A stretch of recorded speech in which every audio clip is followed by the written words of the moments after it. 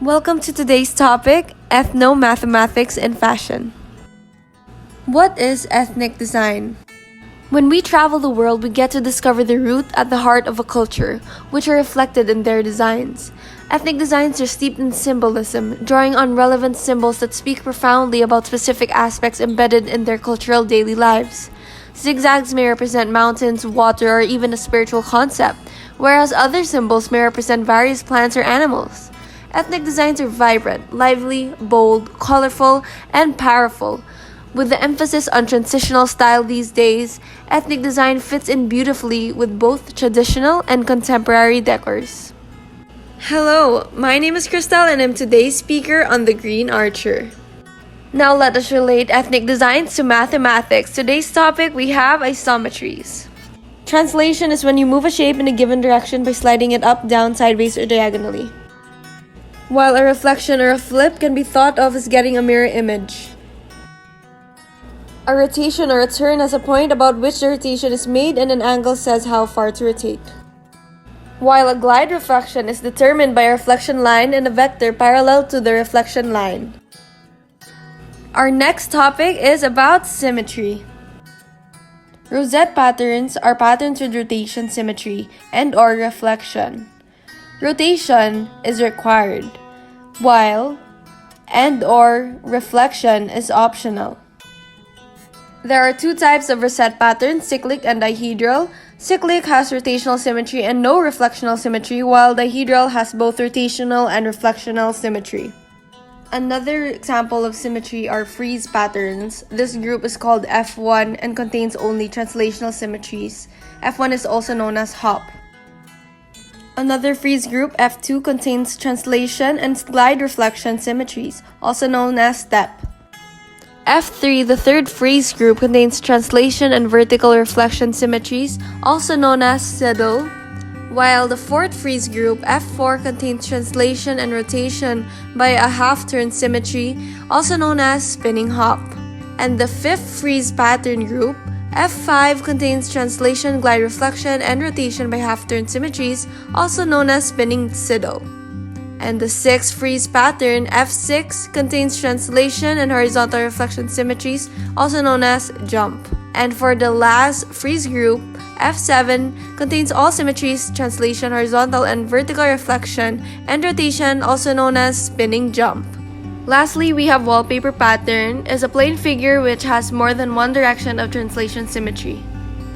Here is a list of the 17 wallpaper symmetry groups. Types of ethnic design all over the world. The term ethnic refers to cultural ties, traditions, and anything holy to that particular area. When we talk about ethnic designs, we're talking about the patterns or prints on the cloth. This is a type of textile design that is linked to the origins of people's cultural roots and has clear geographical ties. Ethnic design is popular all around the world, from Kashmir in the north to Kanyakumari in the south. India is divided into Rajasthan in the west and Bengal in the east. In terms of textiles, each of our states is known for its specialties. The use of woolen fibers in Kashmiri textiles distinguishes them from other textiles. The patterns of paisleys done in brilliant, attractive colors are well known in the embroideries of this location. These paisleys are distinct in that they are more elongated and tubular in shape. We see tie-dye everywhere. Tie-dye became popular during the hippie era as it was a simple and inexpensive way to express one's creativity. Tie-dye reflected hippies' desire to break free from the 1950s strict society standards. But did you know that the earliest written records of tie-dye come from China and Japan? The process was during the Tang Dynasty in China and the Nara period in Japan, as far back as the 16th century. People used natural dyes from berries, leaves, roots, and flowers to color clothing. These organic items were boiled before being soaked in hot, dyed water to take on a new color. People in India practiced a type of tie-dye known as badhani as early as the 6th century. This method entails tying off small pieces of fabric in intricate patterns with thread before dipping the fabric in dye. This method of tie-dyeing is still used today.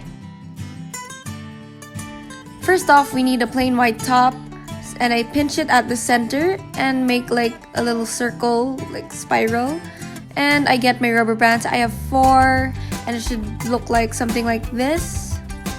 And I have 3 colors, green, red, and violet. And we just go ahead and spread them evenly. And then we flip it and also color the other side. After that, we place it in a plastic bag and let's wait for 24 hours. Here are the results, and it's not a fail. Ethnic designs of the Philippines. The art of binakol weaving as well as local textiles in the country has been declining. New efforts by modern designers to employ these textiles are aimed at saving the art from extinction. 180-degree rotational symmetries around the center of the blooms and the centers where the guava leaves meet together are examples of symmetry in the Pinilian blanket. The Yakan tribe of Mindanao wears this headcloth. Cotton is used for the warp and primary weft, while silk is used for the supplementary weft. The extra weft work is discontinuous, meaning that the various colors are manually placed in the appropriate places. The Tausug originated from East Mindanao, relocated to the Sulu archipelago on Mindanao's west coast and founded a Muslim community. A kandit or kambut, which means a long rectangular piece of cloth, is the name for this sort of waistcloth.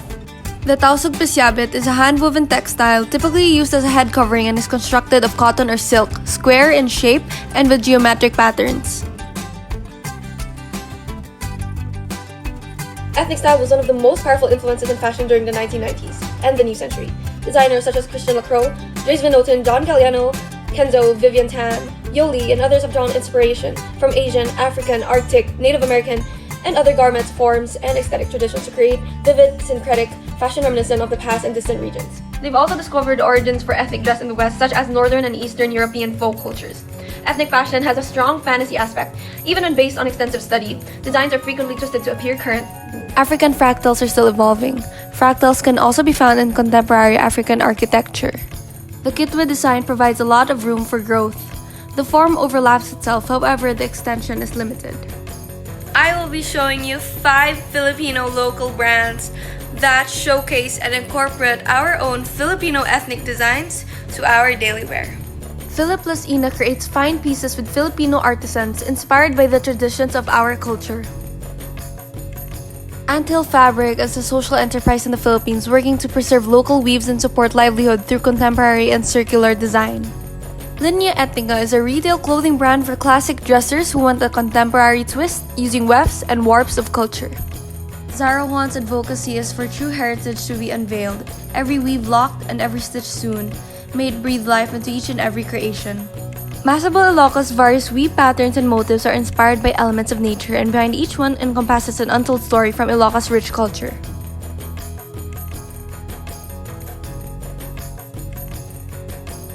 We are all aware of the importance of crediting the owners of our sources, and we were also taught this in school. Plagiarism, according to the University of Oxford, is presenting someone else's work or ideas as one's own, with or without their consent, by incorporating it into one's work without full acknowledgement. Vogue Runway got embroiled in a dispute 3 months ago over an Instagram post. On February 8, Vogue Runway featured Elise McMahon, the founder of the art studio Like-Minded Objects, in an Instagram post. Her colorful woven textiles made from used t-shirts were on display in the shot. Elise and the art firm she started, according to the post, specialize in upcycling waste materials. The majority of comments of the Vogue Runway's Instagram picture were from Filipinos who noted that the designs are similar to those found on regularly used doormats in the Philippines. Comments such as, "In the Philippines, we call it doormats." One user said, "Not an original concept. These are Filipino doormats or potholders," another user wrote. On the other hand, online users questioned Vogue's Runway's decision to feature items that have long been crafted in other countries. Users asked, "We've been doing it for decades, but when a white person does it, it gets a Vogue spotlight and a $200 price tag. The Philippines has been doing this for years. Where's our feature?" Now, let's ask you, what do you think about this controversy? Ethnic style in fashion is an essential yet underappreciated aspect of fashion exploration. Ethnic style presents a particularly rich and diversified subject of study, one that is anticipated to bring substantial future advancements in fashion theory. As fashion continues to respond to the multicultural condition, both inside each nation and at the transitional level, it's essential to value our culture and design since they symbolize who we are and aid us to remember how we came to be. Once again, I am Christelle Ong, and this is The Green Archer. Thank you for listening, and I hope to see you guys again soon.